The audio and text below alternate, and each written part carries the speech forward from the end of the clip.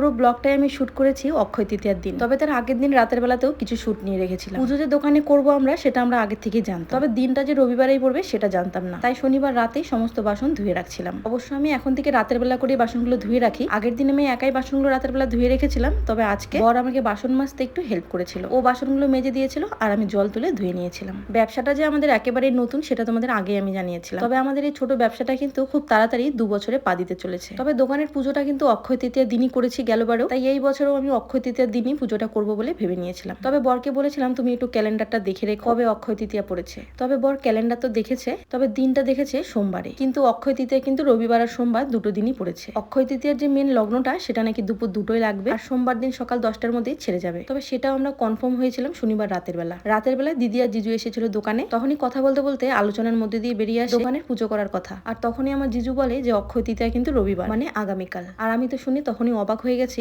এত তাড়াতাড়ি কি করে এবার সবকিছু ম্যানেজ করব। তবে ভেবেছিলাম সোমবার দিন সকালবেলা পুজোটা সারবো, কিন্তু বর যেহেতু সোমবার দিন ছুটি পাবে না, তাই রবিবার দিনে আমাদের পুজোটা নিতে হয়েছিল। আর রাতারাতি কিন্তু তখন আমরা দোকানের কোনো কিছু ধুতেও পারি, তাই ভেবেছিলাম পরের দিন সকালবেলা একটু তাড়াতাড়ি গিয়ে দোকানটা একটু ধোয়া মোছা করে নেবো, কারণ আমাদের পুজো যেহেতু করতে করতে 4টা বেজে যাবে। কারণ ব্রাহ্মণের সাথে কথা বলে ব্রাহ্মণ বলেছে 4টার দিকে পুজো করতে আসবে, তাই ভেবেছি সকাল থেকে দুপুর পর্যন্ত কিন্তু অনেকটাই সময় পেয়ে যাবো। আর সেই সময়ই আমরা দোকানটা পরিষ্কার করে নেবো। আসলে হঠাৎ করে কোনো প্রোগ্রাম হলে সব দিক দিয়ে কিন্তু অসুবিধা হয়ে যায়, তাই শনিবার রাতে আমি বেশিরভাগ কাজই গুছিয়ে রেখে দিয়েছিলাম, যাতে সকালবেলা খুব বেশি তাড়াহুড়ো করতে না লাগে। কারণ খুব বেশি তাড়াহুড়ো করে কাজ বাজ করা আমার একেবারেই পছন্দ নয়। আমি দেখেছি তো তাড়াহুড়ো করে কোনো কাজ করলে সেই কাজটা কখনোই ভালো হয় না।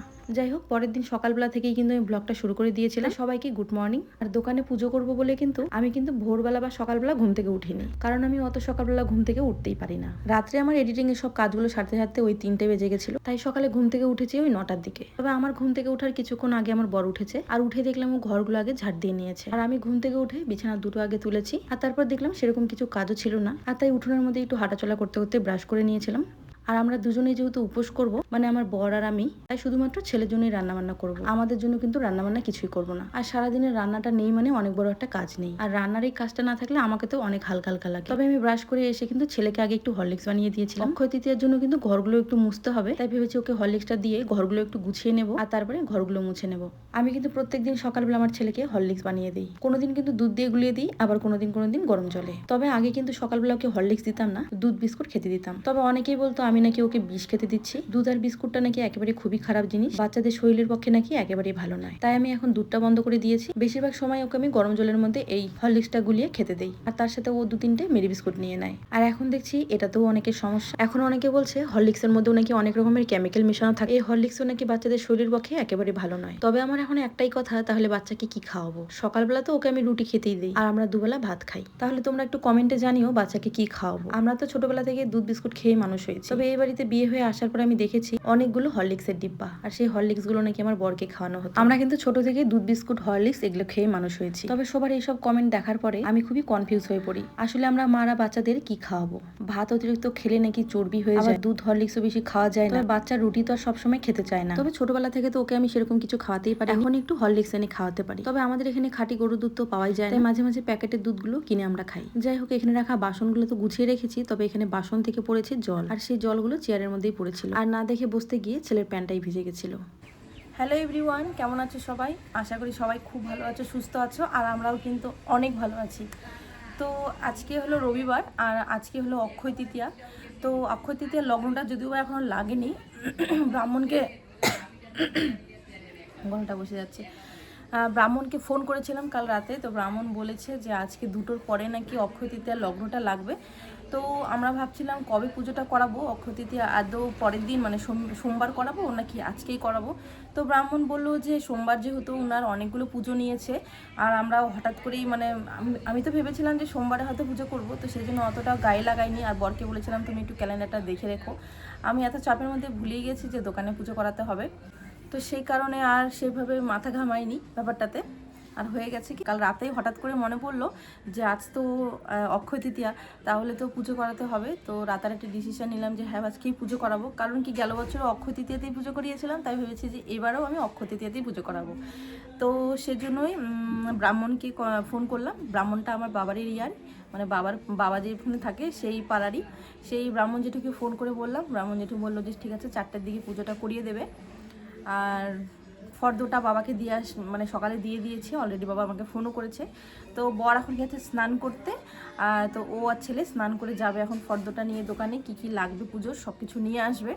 আর আজকে আমি আর বর দুজনে কিন্তু উপোস, শুধুমাত্র ছেলে খাবে। ছেলেকে এখন অবধি শুধু হরলিক্স দিয়েছি। এখন আমি কিছু টুকটাক কাজ করব, যেহেতু পুজো করব তো ঘরটাও আজকে একটু মুছে নেবো, কালকে মুছেছি তো আজকে একটু মুছে নেব। আর কিছু কাপড় আছে সেগুলো ধুবো, বাসন তো কালকে রাত্রেই মেজে রেখেছি যেন সকালে কোনো প্রেশার না পড়ে। তো চলো দিনটা শুরু করেছি, তোমরা দেখো সারাদিন কি করি না করি, আর পুজো করব সবটাই তোমাদের সাথে শেয়ার করব। তো চলো যাই কাজগুলো করি। তো আমিও কিন্তু স্নানটা কমপ্লিট করে নিলাম, আর ছেলে আর বরের তো স্নান হয়েই গেছে। আর যেহেতু সকাল সকাল গিয়ে দোকানটা পরিষ্কার করতে হবে, ধোয়ামোছা করতে হবে, সেজন্য ভাবলাম না স্নানটা সেরে চলে যায় আগে দোকানে। ছেলের যেহেতু রান্নাবান্না করতে হতো, তো বোন মন করে বললো যে ওইখানে নাকি ছেলের জন্য রান্নাবান্না করেছে, আমাকে রান্নাবান্না করতে হবে না। তো ও বাড়িতে তো যাবোই ফর্দটা আনতে, তো ভাবলাম ছেলেকে তাহলে ওখানে দিয়ে তারপরে দোকানে চলে যাব।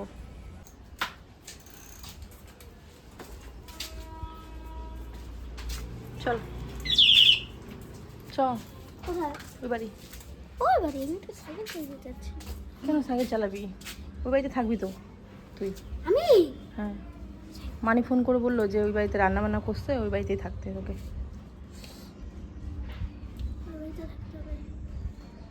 কি বলিস? চল তো একটু তাতে চল।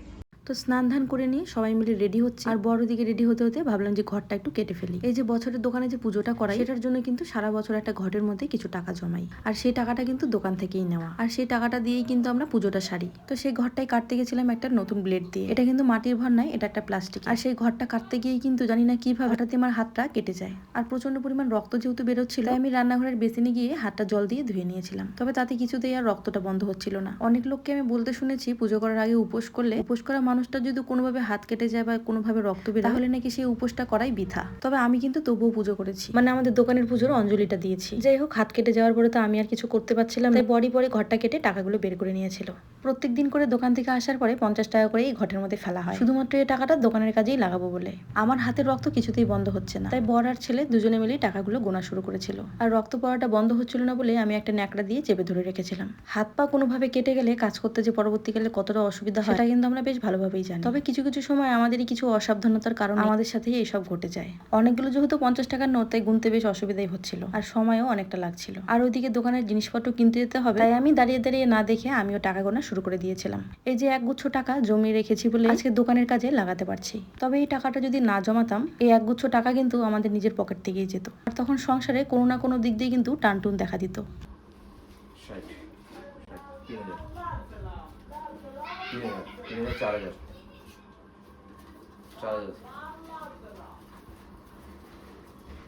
দেখো বান্ডিলটা দেখো বুঝতে।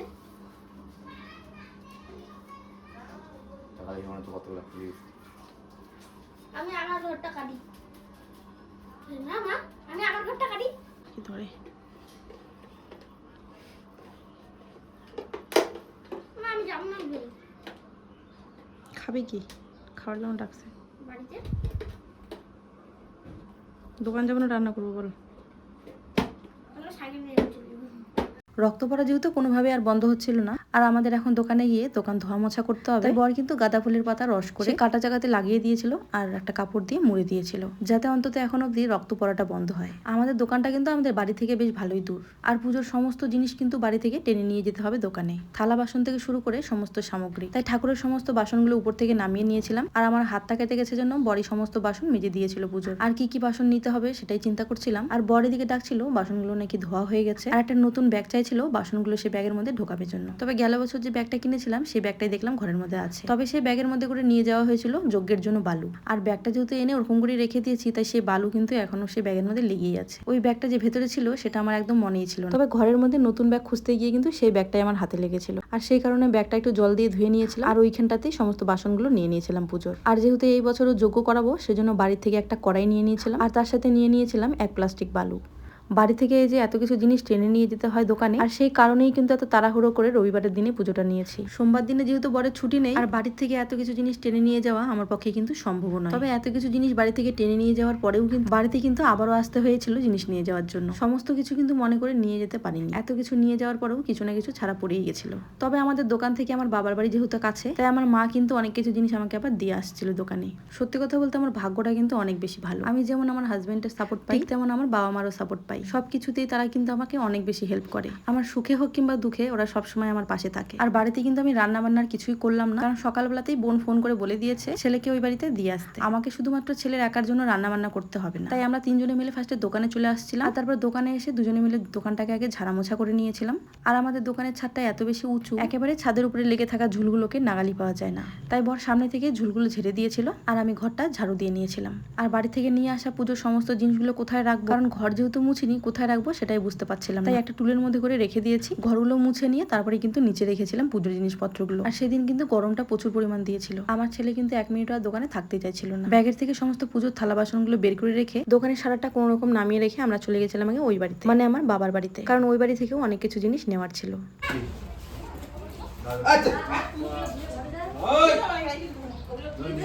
এর জন্যই আমি তো যাই না, ও এরকম জড়াজড়ি করে।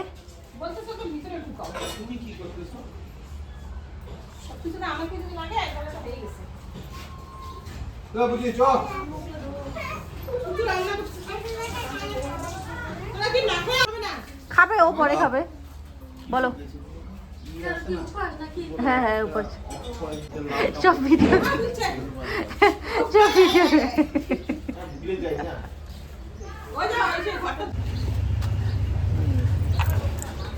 এখানে ঢুকাই দাও বড় ব্যাগটাতে। এই দাও, এটাও ঢুকাই দাও একবারে। কলা নিবি? কি কলা?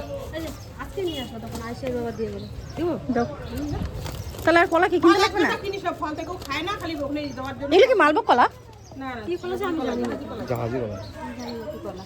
ফল থেকে তো বাবার বাড়ির থেকে জিনিসপত্র নিয়ে চলে আসছিলাম ফার্স্টে মিষ্টির দোকানে। এখান থেকে কিছু ঠাকুরের জন্য মিষ্টি নিয়ে নিয়েছিলাম, আর তার সাথে নিয়েছিলাম লাড্ডু আর মিষ্টি দই। যেহেতু গণেশ পুজো করবো তাই লাড্ডুটা তো লাগবেই, তবে লাড্ডুটা খুব একটা ভালো ছিল না। আর তারপর মিষ্টির দোকান থেকে মিষ্টিগুলো নিয়ে চলে গেছিলাম দশকর্মা ভান্ডারের দোকানে। ব্রাহ্মণ যে ফর্দটা লিখে দিয়েছিল সেই ফর্দটা দিয়েই কিন্তু সমস্ত জিনিসগুলো নিয়ে নিয়েছিলাম। মালা দুটো, যজ্ঞ ডুমুর একটা, পাটকাঠি একটা, পাটকাঠি দুটো আছে না, তীরকাঠি 4টে, শালকাঠ হাফ কেজি, লাল সুতা একটা দিলাম, আর কি বলে ছোবা দিয়ে দিলাম, ধুনা দিয়ে দিলাম। আচ্ছা তোমার মিলাই দিয়ে দিও অন্য ফলের সাথে।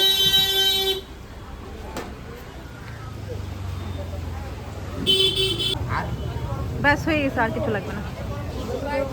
একটা তরমুজ নিয়ে নেবো নাকি? আরে অনেক বড় বড় তো তরমুজ এখানে। তাহলে এটা উপরেটা নিয়ে নেবো। এটাই 3 কিলো হয়ে গেল, 15 টাকা আর 315 টাকা হয়ে গেল।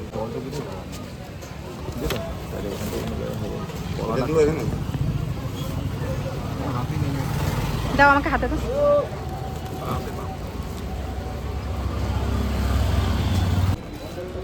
নাম বেটা গাড়ি উপর দিয়া। হ্যাঁ হ্যাঁ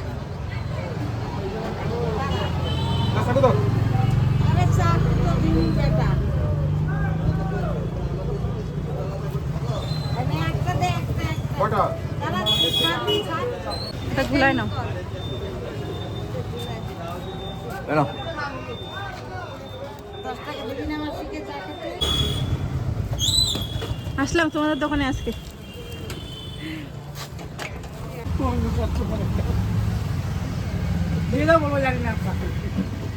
এই যে শিশালা এমটি কাটে এটার মধ্যে ঢুকা দাও। কত এটা? 50 দাও। তো সমস্ত বাজারগুলো সেরে নিয়ে চলে এসেছি একবারে দোকানে, আর দুজনে মিলে বসে 10 মিনিটের মতো রেস্ট করে নিয়েছি। যেহেতু আমরা সারা বছর উপোস দেই না, তাই উপোস করার কিন্তু অভ্যেসও নেই, আর সেজন্য কিন্তু শরীরটা প্রচন্ড খারাপ লাগছিল। তাই রোদের মধ্যে বাজারঘাট করে এসে দুজনে মিলে বসে পড়েছি। আর তারপরে ঠাকুরের এই জায়গাটা টুকটাক করে গুছিয়ে রেখে দোকানের সামনেটাতে ফুলের মালা দিয়ে সাজিয়ে দিয়েছিল বর। কোনো রকম একটা দড়ি টাঙ্গিয়ে কিন্তু ফুলের মালাগুলোকে ঝুলানো হয়েছিল, আর মালাটা ঝুলানোর পরে কিছু আম পাতাও সেখানে লাগিয়ে দিয়েছিল। কোনো অনুষ্ঠান হোক কিংবা পুজো, এই সবকিছুই কিন্তু মানুষ অনেক প্ল্যান করেই করে। আগের থেকে অনেক চিন্তা ভাবনা করে রাখে কোন দিন কি করবে। তবে আমাদের আগের থেকে জানা থাকুক বা না থাকুক আমাদের কোনো প্রিপারেশনই করা থাকে না, আর সেটা কিন্তু কোনো ব্যাপারই নয়। মানে ব্যাপারটা অনেকটা চলছে চলুক, কাজটা করতে হবে করব, মানে ঠিক এইরকম ধরনের। এই যে আমি একটা পুজো করব দোকানে, একটা মেয়ে মানুষের মধ্যে কিন্তু এই নিয়ে অনেক বেশি ভাবনা চিন্তা থাকে, শাড়ি পরা, সাজগোজ, এমনকি ফটো ক্লিক, কত কিছু। তবে আমার মধ্যে ফটো ক্লিক আর ভিডিও করা ছাড়া আর কোনো ইচ্ছেই ছিল না। পুজোর দিন শাড়ি পরলে পরতেই পারতাম, আর পরেছিলামও কিন্তু, তবে সেটা খুলে রেখে দিয়েছি। তবে এখন নয়, এখন কিন্তু এসেছি একটা চুড়িদার পরেই।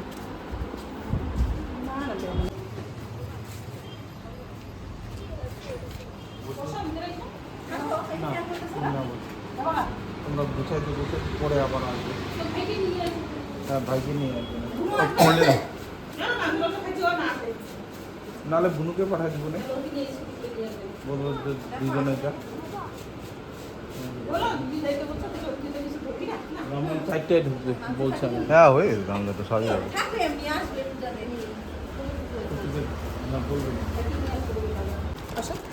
আসুন, কিসের আসুন? বর্ষার? হ্যাঁ আছে তো, এই যে ওটি।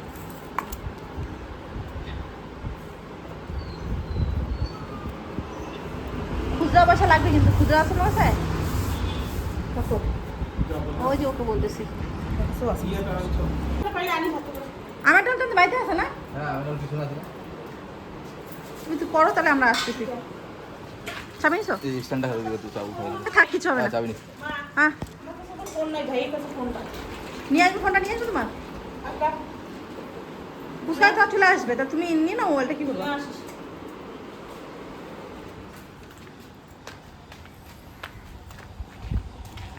তো পুজোর জিনিসপত্রগুলো আমি এদিকে রেডি করতে করতে দেখলাম মা চলে এসেছে, আর মাকে সমস্ত দায়িত্ব দিয়ে আমি চলে গেছিলাম বাড়িতে। তো দোকান থেকে একটু বাড়িতে আসলাম রেডি হওয়ার জন্য, যেহেতু পুজো করবো তো ভাবলাম একটু শাড়ি পরি, আর বর মনে হয় পরবে পাঞ্জাবি। তো মাকে ওখানে রেখে বাড়িতে চলে আসছি। তো রেডি হয়ে নিব এখন, রেডি হয়ে ছেলেকেও বাড়ি থেকে নিব, মানে মাদের বাড়ি থেকে মা যেহেতু নেই, আর বাবা হয়তো বাজারে যাবে বা কাজে যাবে, আর বোন মার্কেটে যাবে, থাকবে না, সেজন্য ছেলেকে নিয়ে চলে যাব আর দোকানে। তো চলো, দোকানের পুজো শেষ শুরু হতে আর মাত্র আধা ঘন্টা বাকি, আধা ঘন্টার মধ্যে রেডি হয়ে দোকানে যাব। বাড়িতে কিন্তু এসেছিলাম শাড়ি পরার জন্যই, তবে শাড়িটা পরেও কিন্তু খুলে ফেলেছি, আবার কিন্তু সেই চুড়িদার পরেই দোকানে চলে এসেছিলাম। শাড়ি পরার পরে সাজগোজ নিয়ে লেগেছিল বরের সাথে ঝামেলা। বর আমার সাজগোজ ভীষণ পছন্দ করে, তবে আমার কিন্তু যখন তখন সাজগোজ একেবারেই করতে ইচ্ছে করে না, আর ওই নিয়ে বরের সাথে তর্কাতর্কি হয়েছিল, তাই শাড়ি টাড়ি খুলে রেখে চলে এসেছি আবার দোকানে।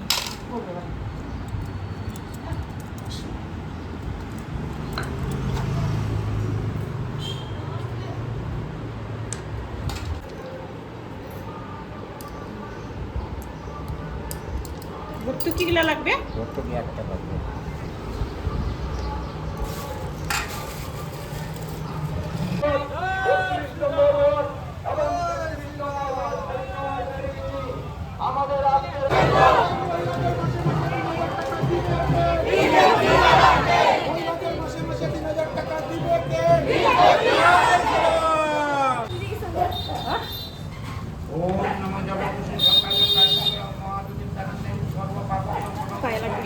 দিয়ে দাও, খুলে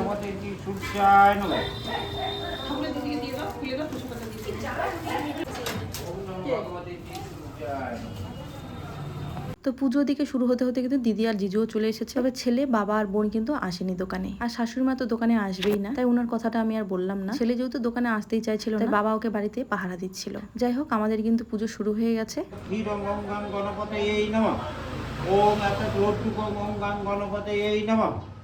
ওখানে মিষ্টি কয়টা আছে? 5-এর অধিক আছে তো? হ্যাঁ, ওখানে বেশি আছে।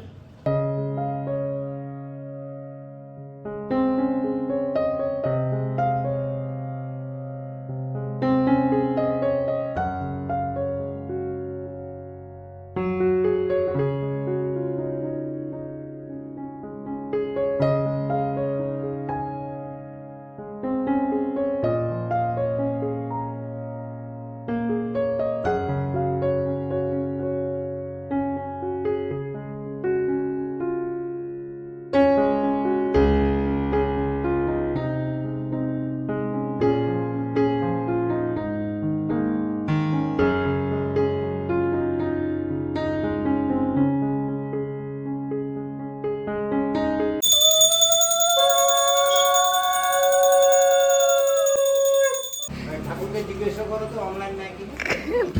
অনলাইন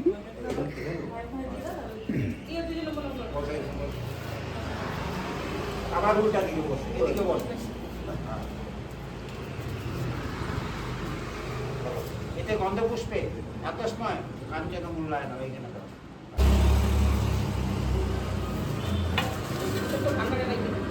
সম্পূর্ণটা দিবা না, যাই যাকেই দাও, ভিখারিকে দাও, ব্রাহ্মণকে দাও, 2-4টা চাও, আঙুল দিয়ে ধরে রেখে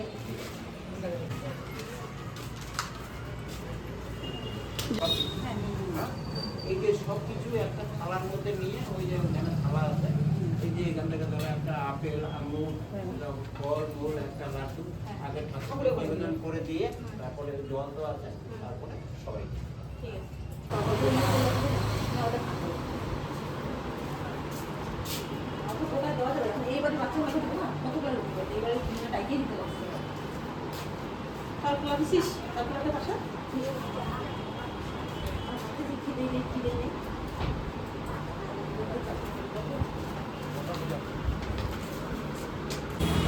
তো আমাদের পূজা কমপ্লিট, আর এই যে সবাই প্রসাদ খেতে বসেছে।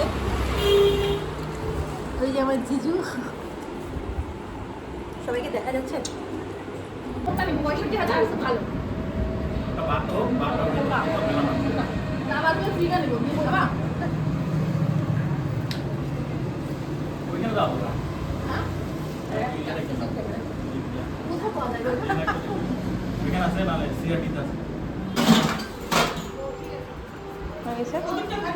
হ্যাঁ হ্যাঁ থাক ওটা।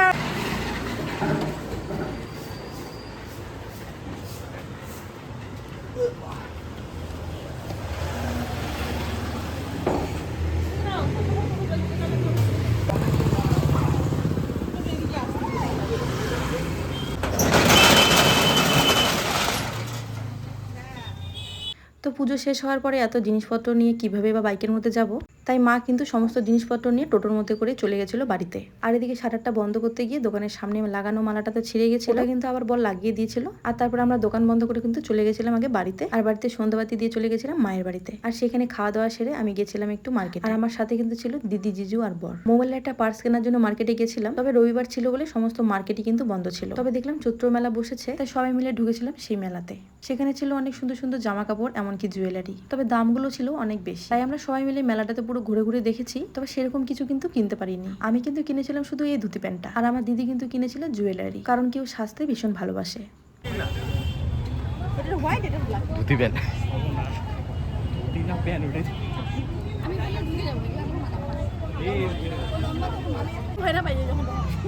হাত ঢুকাই দিলে পকেটে নাও তুমি, তুমি আমার ব্যাগ থেকে বার করে ওদেরকে খাপাইতে খাপাইতে ততক্ষণ দেখবো ওরা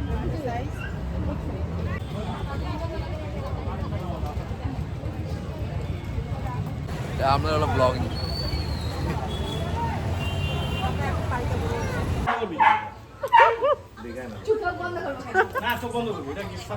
আমি ভিডিও করবো। এই অন্ধকার কেন? কানের ডিজাইনটা দেখা যাবে না। বল বল বল বল আমি বাথরুমে এসে আর বসো না, আমি কথা বলতে। আর থাক, কি হবে? আই দাও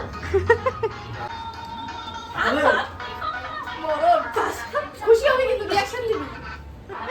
বুঝে যা তো বাত এই দেখ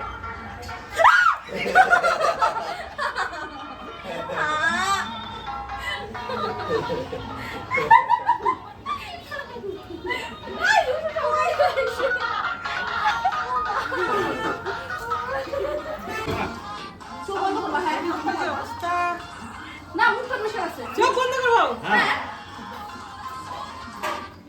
দুই হাতে রাখলে এমনি চোখটা বন্ধ করলে হয়ে যাবে। হ্যাঁ এই যে নিচে তো হাতে আমি